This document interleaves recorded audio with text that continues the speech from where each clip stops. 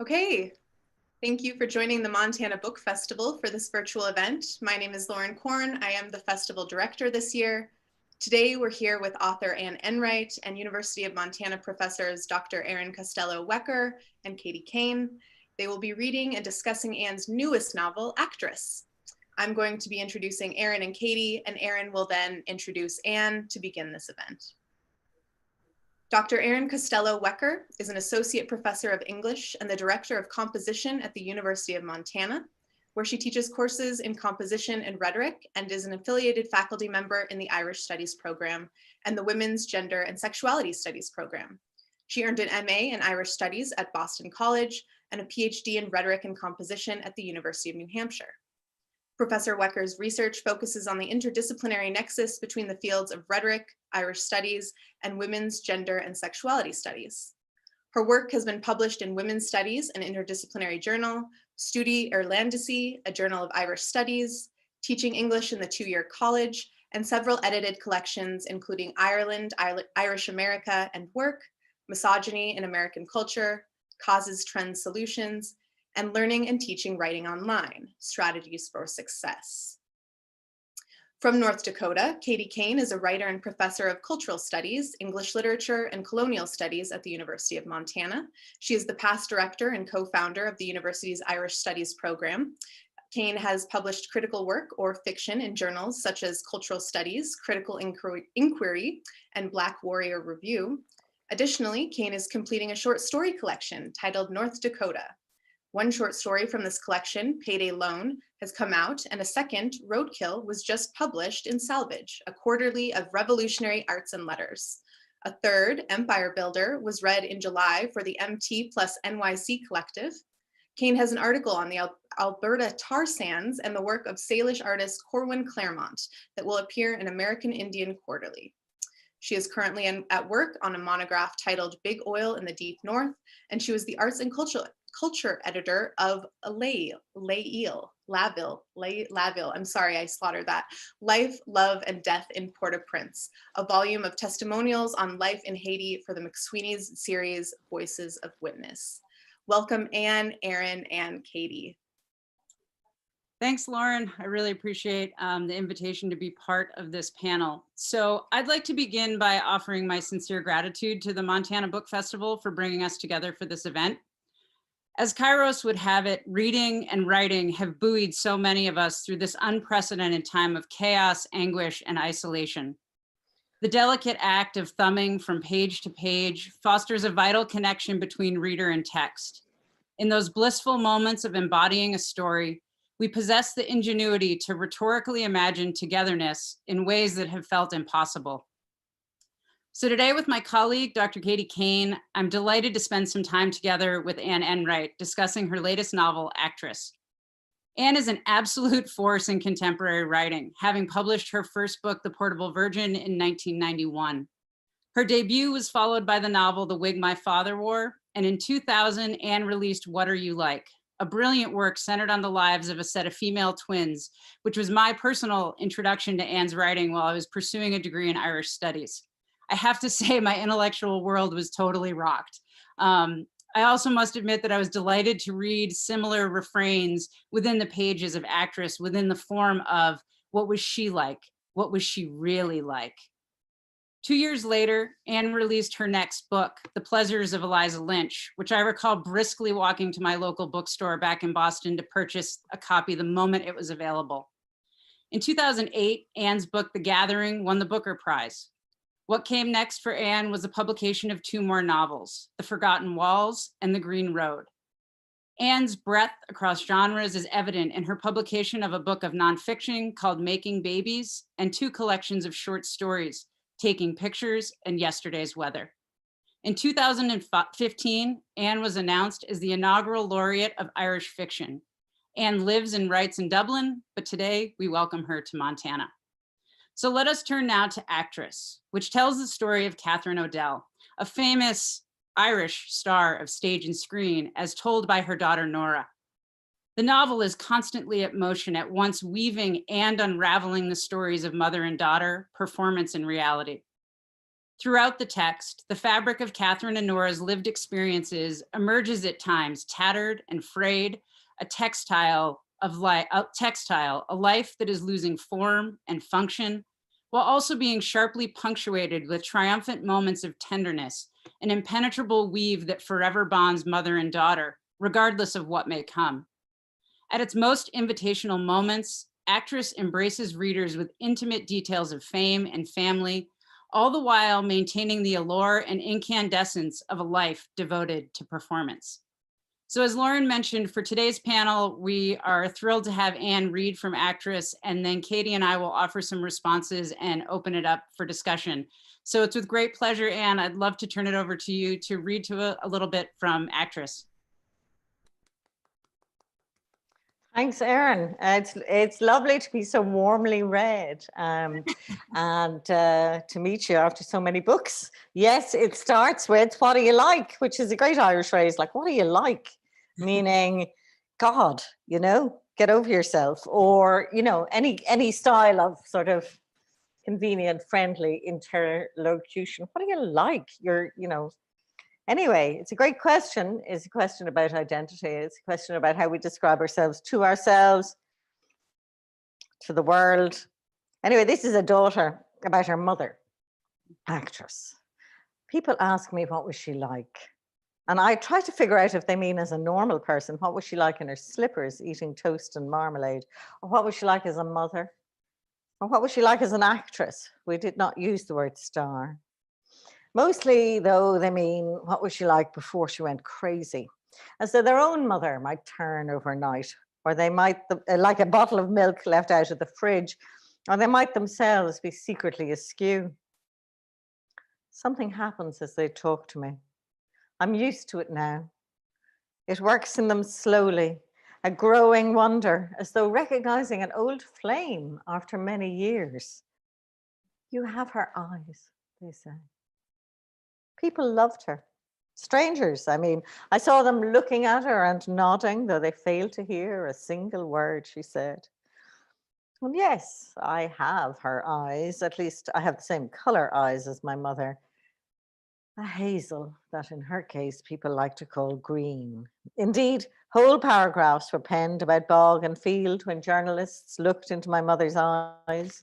And we have the same way of blinking, slow and fond, as though thinking of something very beautiful. I know this because she taught me how to do it. Think about cherry blossom, she said, drifting on the wind. And sometimes I do. Such were the gifts I got from Catherine O'Dell, star of stage and screen. How are you, oh mother of mine? Never better, she used to say, and the blossoms drifted by the tree load when she looked at me. There was a man in the kitchen in Dartmouth Square, where everything important in my life seems to have happened, who knew someone who had slept with Marilyn and never washed, he said.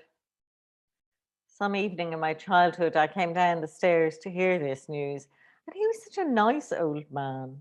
It stained me ever since. So when people ask, what was she like? I have an urge to say, pretty clean, actually. And then to add, I mean, by the standards of the day.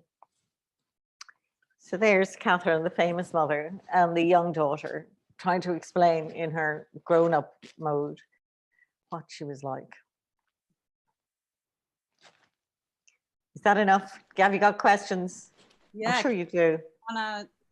It's just a little, it's an amuse-bouche. It's just a little intro there. Nora is writing, or attempting to write, and possibly failing to write, a memoir of her mother's life.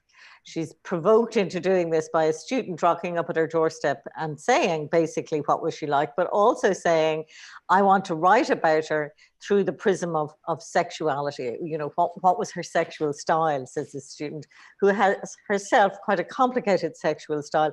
And Nora, the daughter, kind of thinks that the student's sexual style has very little to do with her mother in the 1950s and 1960s. And she reclaims her. She basically says, no, I'll write this book. Thank you very much. And starts into it at the behest of her husband, who's fed up listening to her. talking about the book that she hasn't written. And she starts into writing a book about her mother and details all the kind of things that a memoir would detail. And it's a real genuine attempt to describe a life in a way that it might conventionally be described by an outsider. But of course, she doesn't kind of keep that up for long. She starts describing herself because it's as much about the relationship between them as it is about anything. And then gradually, I suppose, she starts to take over the book a little. So although she promises us the figure of her legendary flame-haired Irish mother, I love your background there, Katie. I don't know if people have seen it yet, with bog and field. She doesn't quite hand over that person to the reader. There's a game of possession and description that goes through the book, which some readers find very frustrating and get quite cross about. And some people kind of get it, which I don't mind either way. All right. Should I go, Lauren? Where did Lauren go? Yeah, go ahead, Katie. Okay, all right. So mine is a response, performative, sort of analytic. It might be a little bit too long. I have a reputation for going on too long. So we'll see how this goes here. Just like Erin, I want to say I'm happy to be here today with all of you. I'm particularly grateful to be in the presence of Erin, my partner in all kinds of academic resistance and creativity, particularly in the context of Irish Studies at the University of Montana. I'm happy to be here with the beautiful, the intelligent, the organizer, Lauren Korn. And of course, I'm happy to be here with you, Anne, a woman among women, a writer among writers in contemporary Irish letters, or for that matter, Irish letters as they stretch away back across the years. And I'm happy in a kind of Norma Desmond way to be here with all you wonderful people out there in the land of Zoom, which is currently dark. So Enright's book, indeed her corpus of work, explores the performance of family in Ireland, and to some degree, the performance of family in the diaspora, a small aspect, let us say, of Catherine Odell's work involves performing Irishness in the Irish American circuit on the East Coast after her star dims in Hollywood, a process of a misogynistic killing of both the celluloid body of the actress and of a human being. Here is a passage that goes exactly to the performance of one form of Irishness demanded by the especially American diaspora that I think the book details very well. It's on page 146, 147, and I just want to read, I'll probably be reading a few passages from the book. This is Catherine returning home after not having called her daughter as she should have, or as she thinks she should have. In any case, we forgave each other and walked back to the stairs with our arms entwined, both in our sateen dressing gowns, she in lilac, me in powder blue. She hauled herself up by the banister rail saying, "I'm sorry I didn't get home last week, had to stay for the parade." She was on a float going down Fifth Avenue for St. Patrick's Day, pretending to play an enormous golden harp. I love that passage. Of actress, there is much to say, but I'll just confine myself to the discussion of the acute and beautiful analysis or examination the book provides of the ways in which mother and daughter roles are performed, always performed via prescribed, already written social scripts and through improvisation. I have to say that for all my reading of Judith Butler, of Jack Halberstam, and even Julia Kristeva, I had not had the veil ripped away from my eyes in quite the same way that this book tore the call from me regarding how performative my own mother was in her role as a mother, and I in response as daughter. I find, therefore, Actress to be a novel of great aesthetic value, but today, in this post-reading moment, to be useful as a philosophical or psychoanalytic treatise of the way in which scripts and scenes are thrust upon or taken up by mothers and daughters. In thinking about this particular performativity that Enright's book discloses, I am put in mind of the great Irish scholar Benedict Anderson's book on nationalism, Imagined Communities, in which he discusses the ways in which nation states imagine themselves into existence out of stories and not facts. Communities are to be distinguished, Anderson says, not by their falsity or genuineness, but by the style in which they are imagined. The delight and sorrow of Enright's book lies in understanding the ways in which Catherine Odell and Nora Fitzmaurice imagine themselves both alone and in connection with each other. And I want to read something from early in the text, page 9, that I think gets at the kind of performativity that trammels around their relationship. So she's been, Catherine Odell's been singing a birthday song. And Nora says, "You must know that by this time she rarely sang and certainly never on stage. I'm too old," she said, remembering perhaps some unrepeatable perfection that brought the house to its feet in London or New York or Dublin town. But my goodness, my mother had a voice that arrived from everywhere. It slipped out of her mouth, then came back to her from the far corner. Catherine Odell did not sing so much as she pulled the song out of the walls. She called it into being, and the air was charged with sound. After which, don't blow them out yet, we leaned in for the photograph, an official snapper brought by the social diarist from the evening press. Mama gave the lens her back and a 3/4 profile. It was all staged. There is no doubt the cake was timed, the walk, the snap. I know that. And I also know my mother sang that night for me alone. What Enright does in Actress is to chart the ways in which a particular mother and daughter imagine themselves under the constraints of time, space, and circumstance. That Catherine Odell is part fact and part fiction is of no matter, since so are we all. Again, this is one of the great insights of the novel. What style have we chosen? What style will we choose? I said to Lauren in asking how I might respond to the novel that I might be performative.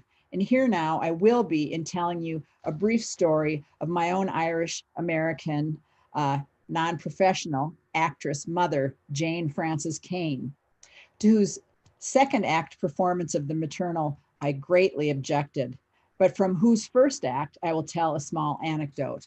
My mother was an O'Sullivan and a Marshall, and for the purposes of this talk, I'll leave out the McDonald.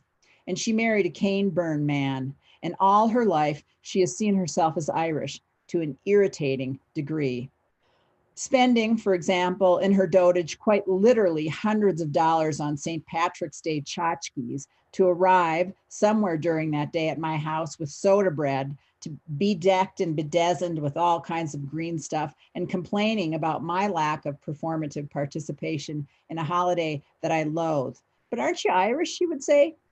And excuse me if I use the word Irish when what I mean, what we all mean in America, is Irish American. It is confusing shorthand for the ethnic subject position in America to call ourselves Irish. And I will point out here that the assembled tchotchkes will soon be mine, inherited in their boxes. For my mother was nothing if not obsessive in her quest to perform the role, visiting every single store in Missoula that sold the green on the days prior to March 17th, culling all of the material that she wanted. My mother was like Catherine Odell, a great and beautiful Irish American disaster. But that is her performance of a kind of stage Irishness for Americans. I want to talk briefly of the ways in which my mother imagined herself as an actress of the domestic in a way that was reflective of her sense of Irishness, an insight that I've really only come to after reading Enright's novel. I want to read a passage about invention from Actress before telling this story. This section from the text reveals the way in which memory of childhood and maternal invention is both faulty and natural in ways that are not to be indicted, but that are to be observed and understood. This is a passage that comes after Nora is lost and brought home by a strange man. And the passage is on page 36. Never speak to a strange man, says Catherine. Do you hear me? Never, ever. And it was so hard to tell if this was a story about a bad man or a bad little girl. I don't know how many times I heard it before the penny dropped. They didn't say that. She looks at me. I must have been a teenager by then, the doubting stage. They didn't have Irish accents. She thinks about it a moment. There's a small flash, perhaps of anger. She is shocked at herself, the way you are shocked when your memory goes, oh my God, that's true. They spoke in London accents. She has rewritten her childhood and lost the first draft. My mother, who was not the Irish American mother that my paternal grandmother, Pearl Byrne Kane, was, with her breads and her patience and her somewhat perverse relationship to the Catholic Church and her two daughters in holy order, my mother was nevertheless herself in love with the vision, the imaginary of the large and loving Irish American family, itself a terrible beauty. When my father died at the age of 36, leaving her with 6 children, all of them Irish twins, she told me that her single thought when he died was this: there goes my dream of having 13 children. Since she was telling me this in the midst of the post-paternal period, and let it be noted that my father was a good man, worthy of mourning well beyond his ability to produce progeny, since she was telling me this in the post-paternal period in which we all 6 were being placed into foster homes, as my mother woke up from her dream of Irish American domesticity with its Jackie Kennedy veneer and its deep roots in Ireland, since she was telling me this at just that moment, my only thought was, well, thank God that didn't happen. The story of my mother's own career as an actress of domesticity has itself 1,000 mothers, but one of the most important is the version of Mother Ireland on tap in Actress. The transformation of Catherine O'Dell into an Irish actress, into a version of Kathleen Nahulahan, a style she plays. So I see Mother Ireland as being everywhere in this book, and I'm just going to read briefly from 82, and I think this will be the last reading I'll do, but let me turn to 82. Where is it? 82. So this is Catherine O'Dell's transformation in Hollywood into a kind of, version of Mother Ireland. They went to Sardi's on opening night. This is she and Eddie Malk, her agent, and stayed up for the reviews, which were only moderately good. The one in the Tribune contained a typo, an extra apostrophe in Catherine's name, rendering her O'Dell, and this made her laugh. I quite like it, she said to Eddie, wrapping an imaginary shawl about her and throwing her head back to declare, I've lost him, surely the only playboy of the Western world. The next day he was in her hotel room, going through her wardrobe, rifling through the hangers, throwing the outfits on one chair or another. My mother, her quilt about her chin, sat watching him from the bed. From now on, he said, you wear any color you like, so long as it is green. By this he meant anything from teal to emerald, all 40 shades of it. The hotel hairdresser arrived, pulled my mother's head gently back into the sink, and 2 hours later she was a flaming redhead. Auburn, said Eddie. The book plays with and pushes against and ultimately reclaims the figure of Mother Ireland, a thing that is a great gift. I thought while reading Enright's novel of Anne Crilly's 1990s era documentary on Mother Ireland, where feminists like Bernadette Devlin McAlliskey and Mairead Farrell and the rest respond to the performative imperatives of Mother Ireland, some saying that she didn't represent them. Mother Ireland, get off my back, or that she did. She was a country understood in a particular style that involved acknowledging colonialism.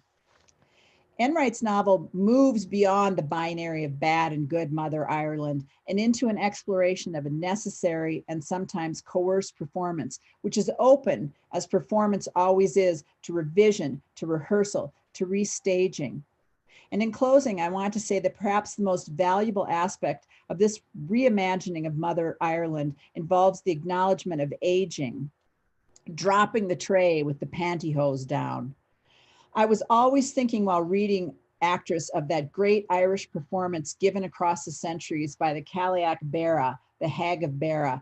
Some of you might have recognized the image I have behind me on Zoom. It is a large rock situated in Cullew Bay in County Cork, which is believed to represent the Cailleach's face. I was lucky enough to see this once upon a time. Representing her face turned to stone as she stared out to sea, waiting in vain for her husband, Manon McLear, to return. I'll stop now with a reading from some lines from Augusta Gregory's translation of the Irish poem about the Cailleach. I am the hag of Bara.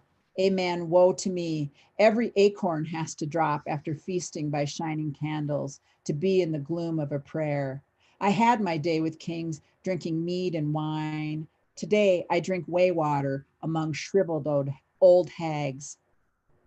Actress has made me glad to drink the whey water among old hags, shriveled or not, and grateful to be away from the boys, the days with kings drinking their poisoning mead and wine. Thank you, Anne, for a fabulous and thought-provoking novel and for reading for us here today. I think Erin and I have some questions for you. Erin, do you want to go first since I've actually have a response too, Katie. Oh, good. Yeah, that's okay. So we actually, Katie and I didn't share, obviously, as with that, but we didn't share. We have similar passages that we gravitated towards. So I love when people read on their own and then come together. So for my part, I'll offer some insight on themes from Actress that deeply moved me. Some help discern answers to global questions about mothers and daughters, while others transported me to more local contexts, such as the sacred role of women and mothers in Ireland, as defined by Article 41.2 of the Constitution, that is often referred to as the Mother and Baby Clause. The wording of Article 41.2 states, quote, by her life within the home, woman gives to the state a support without which the common good cannot be achieved, end quote. It's further stated that because of this primary function as homemakers, mothers shall, quote, not be obliged by economic necessity to engage in labor to the neglect of their duties in the home, end quote. In 1937, Eamon de Valera avowed that, quote, everyone knows there's little chance of having a home if there's no woman in it. The woman really is the homemaker, end quote. This architectural framework of domesticity presents itself in Actress as a persistent reminder to both women of how they violate such norms. Perhaps this is to their delight or blissful ignorance. Either way, their performances outside the home, in public, on stage or screen, and within the home, where the walls contained madness and love, all demonstrate the interconnectedness of performance and reality. In this way, Catherine and Nora's domestic lives are certainly conventional, or are they? While reading Actress, my pen frantically danced across the pages, annotating and scribbling marginalia. There was something invitational about Nora's explorations and reflections, which led me to a triangulation of sorts, a symbiosis between Nora and Catherine that's rooted in suffocating gender norms, the often subtle but sometimes violent disruptions to these prescribed roles, and the cyclical and intergenerational burdens carried and shared between mothers and daughters. As a reader, I bore witness to the various performances of both women. Sometimes their acting led to deeper concealment, other times excruciating honesty. But across it all, there were always costumes. This makes sense. Catherine O'Dell is an actress. Yet there's something much more deliberate to the various costumes both she and Nora wear. There's a resistance entrenched in their distinct performances of self. Actress circulates around tension points that range from fame to domesticity, public and private personas, and the thorny realities facing women, including misogyny, sexual abuse, age discrimination, and the collision of emotional and intellectual labor as related to the realities of societal expectations of motherhood, daughterhood, and womanhood. A tangled trifecta that persistently accompanies both Catherine and Nora. When distilling the pressures of fame and womanhood, particularly as they relate to performance, my attention was drawn to concepts of beauty and fashion, particularly as they relate to misogyny.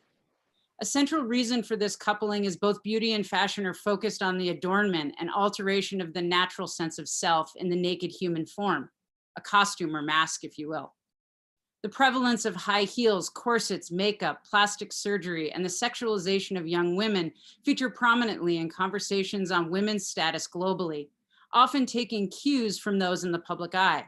Many of the influencers are indeed themselves actresses, also tasked with playing a role.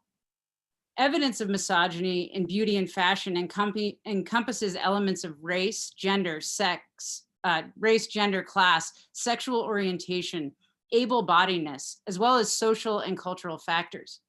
Misogynistic messages are splashed across popular television programs, covers of prominent magazines, and on social media feeds or in storefronts across the world. This trend represents a dangerous precedent regarding mainstream acceptance of damaging cultural norms targeted at women and girls. This is perhaps no more evident than with the career of Catherine Odell and the intergenerational impacts of the misogyny she endured and how the aftershocks of this abuse manifest in Nora's own life. The origin of the word fashion and beauty are illuminating when examined in conjunction with misogyny and costuming. Stemming from the Latin word bellus, which translates to good, physical beauty is often connected to a sense of enlightened goodness. Such energy is also present in the phrasing of Article 41.2, where women are heralded as the irreplaceable core of the family unit. The word fashion has roots in two Latin words, facere and factio, both meaning to do or to make. In Old French, the word facon was used to denote a way or manner.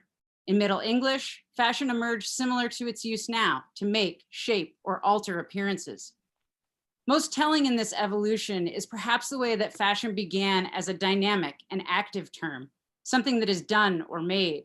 But when investigating instances of misogyny as related to fashion or costuming, the term devolves into something static, a personification of passive voice, and that the action is done to someone. They no longer perform the action themselves. In many ways, Catherine's career follows a similar trajectory. She doesn't actually become Catherine Odell until she undergoes a radical and deliberate transformation into a caricature of an Irish woman.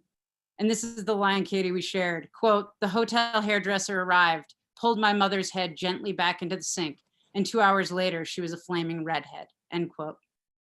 Accordingly, clothes in the associated vernacular reveal much more than a personal sense of style. Terms such as white collar and blue collar denote more than one's trade. They also suggest socioeconomic status and placement on a social hierarchy.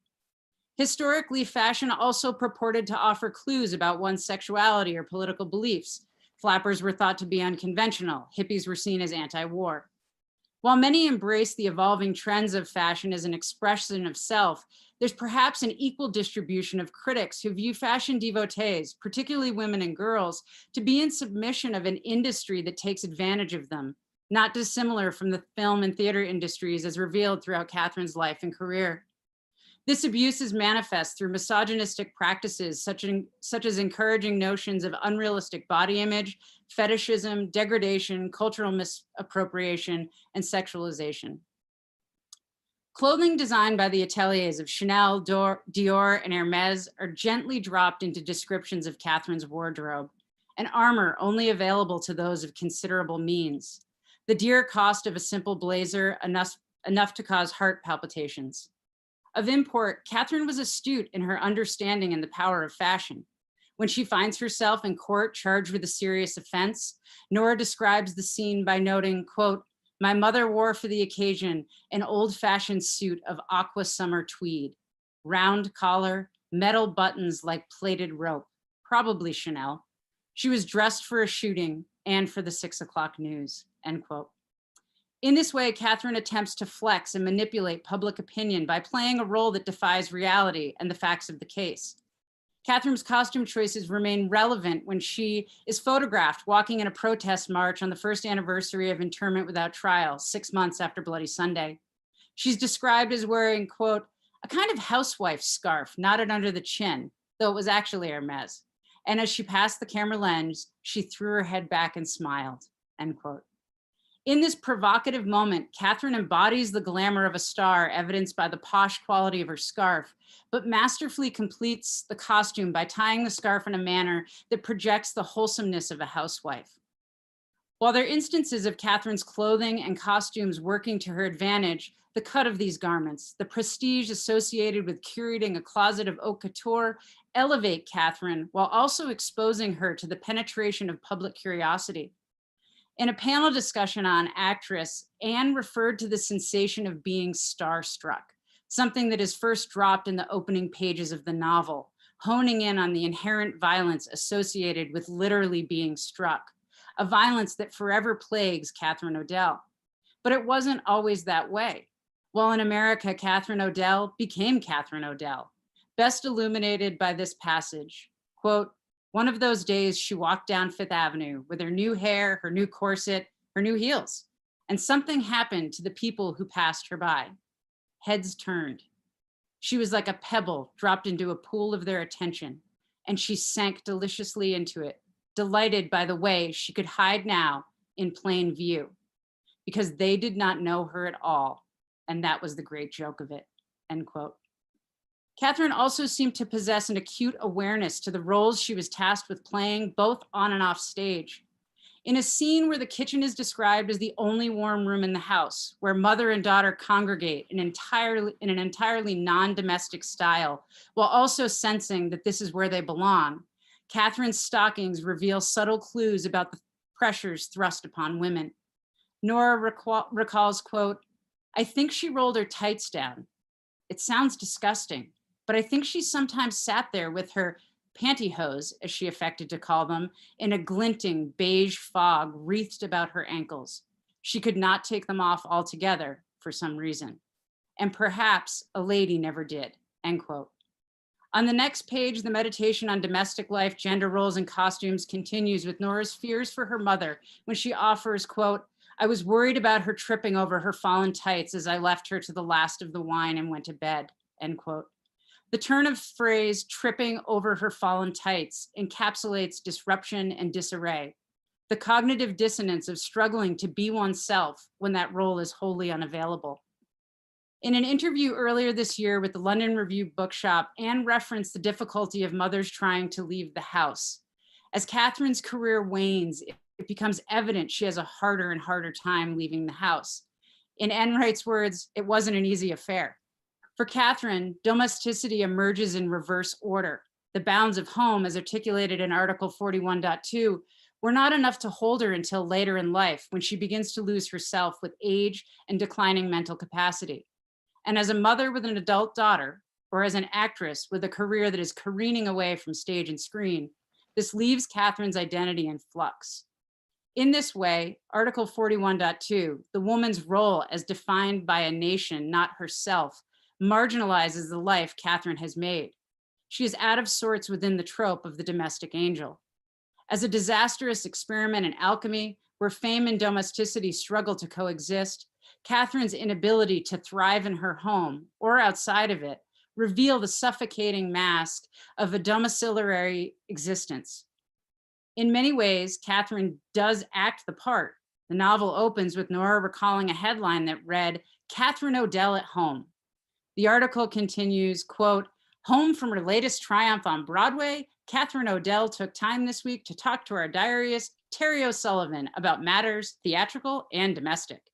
She recently was in receipt of a dishwashing machine, the first in the country, or at least I think it might be," end quote. So while Catherine masterfully eluded the constraints of domestic life behind closed doors, in public she understood the role that she as a Irish woman was expected to embrace, a performance that led to her dramatic unveiling of a dishwasher while also acknowledging she had no idea how to work the thing. And without her consent, Catherine's career was extinguished. Nora reflects, "The truth is that Catherine Odell was, at 45, finished, professionally, sexually. In those days, when a woman hit 30, she went home and shut the door," end quote. Yet for Catherine, with her absence of domestic prowess, there was nothing behind her home's door. So with that, I'd like to turn it over to Katie or Anne, or however we want to proceed. I don't know if Katie, you have a question that you want to ask, or Anne, if you want to ask us anything, or. Well, that was all very intriguing. One thing and wonderful, and thank you both, what a engaged response. There is one thing behind the door, and that is a woman called Kitty.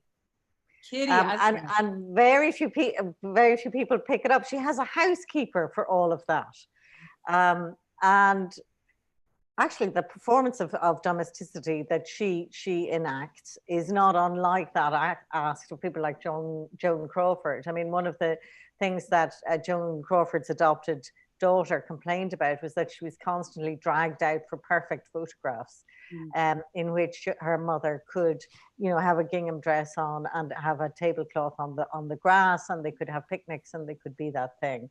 So it was not just Article 41.2, whatever you, that wonderful article in the Constitution, which has been completely ignored. In ways that other articles of the Constitution have not been ignored in Ireland. I mean, if the woman's role in the home were properly supported, then, for example, one might get paid for it. But nothing like that has ever been mooted in the country. So it's a really redundant piece of, you know, of nonsense. Very odd little thing there in the Constitution. I have a question to ask about those two characters. So was the use of Catherine and then a diminutive for Catherine attached to, you know, Kitty? So, you know, yeah.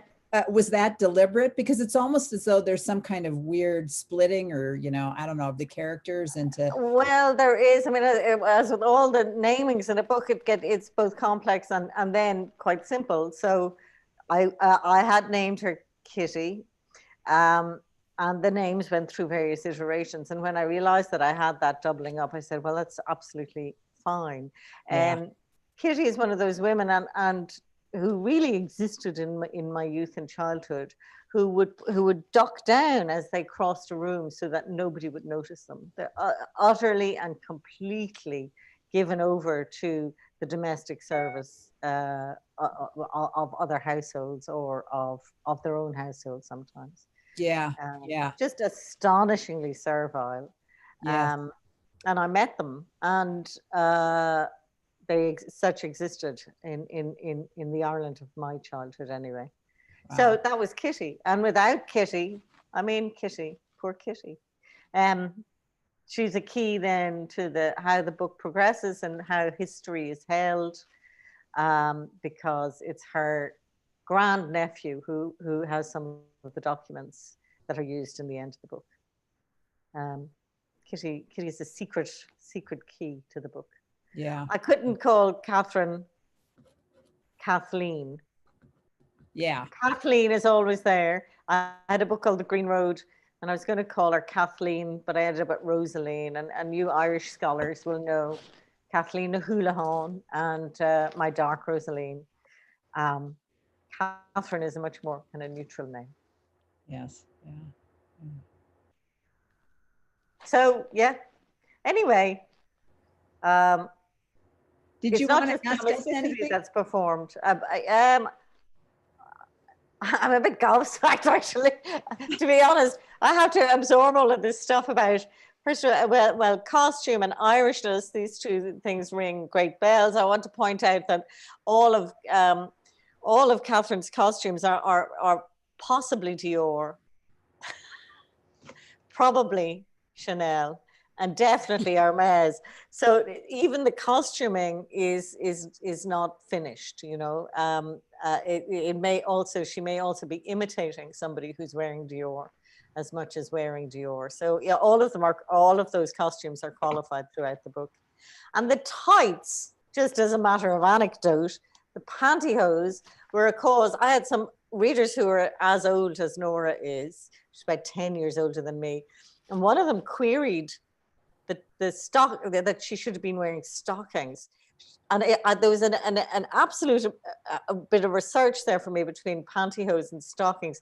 She brought those back from America because joined up tights, as they were invented in America at a very particular time and did not exist. She should have been wearing stockings. So she affected to call them pantyhose. These things get really, really, really tiny. I'm not all, you know, I interviewed Margaret Atwood once, and she got bored in the middle of it and started talking about burly corsets and ads for underwear. I was completely lost. It's not an area of interest to someone of my generation, to the extent that it would have been for Catherine, but perhaps the next book I'll have everybody in interesting lingerie. Anyway. And Yeah. Would you be willing to talk a little bit about, in your own words, the dodgy priest? Oh, yeah. I've never had a priest before. I've avoided priests. I've had priest-like characters. There's a character in The Green Road called Emmett, and he was saving poor people in Africa. And he was priest-like, although he wasn't celibate. And then there was a kind of aura of Catholicism gone off in The Gathering, which I wrote in 2007, but I published. I had a very deliberate idea that I wouldn't bring the Catholic Church into it, because for me, as a writer, I mean, you're going into people's lives in a very kind of primary way. I'm not ideological as I write. I'm imagining things. I'm not lecturing in any way. But the Catholic Church, for me, as an urban person born in 1962, didn't have the personal, spiritual, or intellectual power that would provoke me into a fight. I just thought that fighting with the church was a redundant enough thing to do. Yeah. These were personal, there's a personal choice. I didn't think the church would either, and also I think of blasphemy, for example, as being somehow intellectually silly. You're not going to get in under people's beliefs, which are so hugely personal and quite fierce sometimes. And I think that's a whole other thing. Which is given out about Catholicism wasn't my bag. However, there is a priest in this, which is perhaps a sign that the Catholic Church's power has waned to a degree where I can have fun with the figure of a priest. Yes. Yeah. So you can actually sort of not make them a joke. That wasn't it either, but move them around in some interesting way. So yeah, there's Father Des, isn't there? Who he's a Jesuit, and he leaves for a while. Jesuits are always very interesting, and he left to study under Lacan and came back and became a psychoanalyst in Dublin. And there was a queue out the door, of course, because he was the only psychoanalyst in Ireland who could give you absolution. So that was fun. So yes, he's loving. He's loving in that slightly spooky way that makes people feel like they don't exist. Nora says as a child that when he smiled at her, she felt like a potted plant. That generally benign thing. And I won't give it. I love that you called him a tame priest. I think that gets at all that you're saying. Yeah, well, there were show business priests as well. I mean, there was an actors' church in Manhattan, there still is, and there always were connections between the spiritual needs of a community that was seen to be outside the respectable norms. And those spiritual needs would be met in one or other way by, particular priests. I mean, you're talking about in Ireland, people couldn't get communion if they were in non-married relationships, all kinds of. So you needed a tame priest. There had to be a kind of safety valve. There had to be some guy who would baptize an illegitimate child, for example. I mean, the church needed these little escape rooms as much as I had written at length about that and cut it back because it just sort of ran away with itself. It was for the women particularly who found the loss of respectability so hard to take. I think the line has stayed in the book where the problem was they went off with a man who was too interesting for his own good. Yes. And then there was no wedding and it was all awful. So yeah, he was just a little space. I mean, the church is a varied place. We don't think of it as such, but it also is. But he adds to the complexity of I thought of consent a lot as I was reading, but also I was thinking about how repulsed I was by Niall, the fucker, and moments of I was more repulsed by him when you were writing about, and Nora was reflecting not on the moment where she was saying no, the complexity of what that meant, and culturally in that moment what it meant and how she took on some of that burden of consent, but the physical description of him and how much space he took up and the way his skin was and his body hair, and it shifted repulsion and consent into a very different way for me. And I was wondering, did you intend for him to be that repulsive? Duggan. Yeah. Duggan. Yeah, I probably did. Yeah, there is. Yeah, For yeah, you. probably. Well, I looked at the rewrites. I mean, they're just tiny, tiny little words in there, in the rewrite that ramped up that sense of disgust. There's a scene where they have sex, and she says, "He didn't kiss me," and then I added in much. And I just thought that that much caught so much potential revulsion. Do you know what I mean? Yeah. And things like, yeah, no, there are very specific and slightly estranged sensations that are described that are supposed to be have that effect on you. When she goes to the pub with this guy, Duggan the fucker, who there are two episodes, two sexual episodes with him. One in which she's sort of punishing him slightly, and one in which he is punishing her. But they go to a pub in between times, and she hears and it's a great, I really enjoyed this description of a man drinking a pint, that iconic goddamn thing of Irish letters. And you know how he flicks the foam off with his square-tipped finger, and when he drinks, you can hear the liquid in the meat of his neck. I thought that was pretty repulsive, actually. And also that he doesn't swallow until he's like a third of the way down the pint. So he just throws it into him. So all of that, which is usually the stuff of comedy in Ireland and in Irish fiction, and alphalas in pubs are a staple of aren't we kind of awful and kind of great. But when it goes back to his house and his bedroom, then that shifts into another, very deliberately shifts into another kind of space, and a modern space as well. Yeah. So Katie, for the purpose of time, do you have another question? And then Lauren suggested maybe if Anne, you would read just one more passage. Okay. Yeah, no, I was thinking it's been a while since I've read, so I don't really know what to read anymore. Oh, Jesus, read anything. It'll be great. I do have other questions, but I think we should have Anne read. Never mind my questions. I might read just a little bit at the end, which I haven't read. Which is just when she's all finished. She's been looking for a ring of her mother's, and it's an emerald green. She says it's a black emerald. That's more Irish for you. And Nora can't find the ring, and she's ransacking the house, and she says first she must mourn, but later then she lives in a little town called Bray, south of Dublin. A few days ago, I found the cassette player on the kitchen, a cassette player on the kitchen counter. The thing was huge and grimy. It was made of dark grey plastic with big clunky buttons. And I had to admit, I wasn't happy seeing more rubbish coming into the house. Where did this come from? Then I saw the cassette beside it, Poems at Twilight, as read by Catherine O'Dell. It is one of the tapes I'd found in the little brown case. The machine was a gift.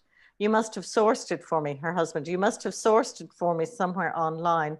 And its neat little maw was open, waiting for something to play.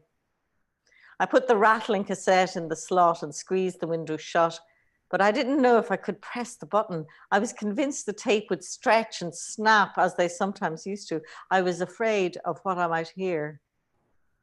My mother's voice. Are you home? There was no reply.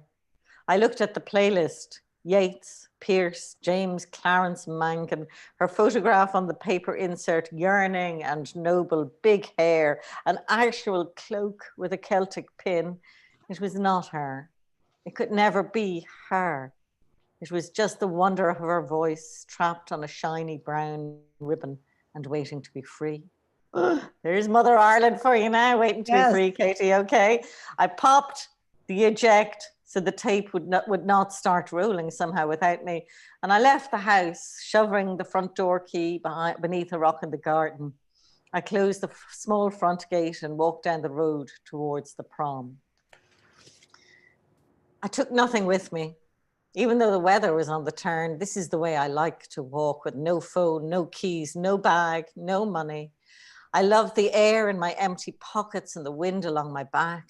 I would wear no socks, but I have a rule about such things. It's important to be fully dressed when you're out in the world. Not that I would ever forget, but I have a dangerous dream of divesting one piece of clothing after another as I cross the stony beach to meet the waves. This is not a suicide, it is a swim. I must make this much clear. Even so, if you could put a dream into a pill, this is the tablet I would take in my last days.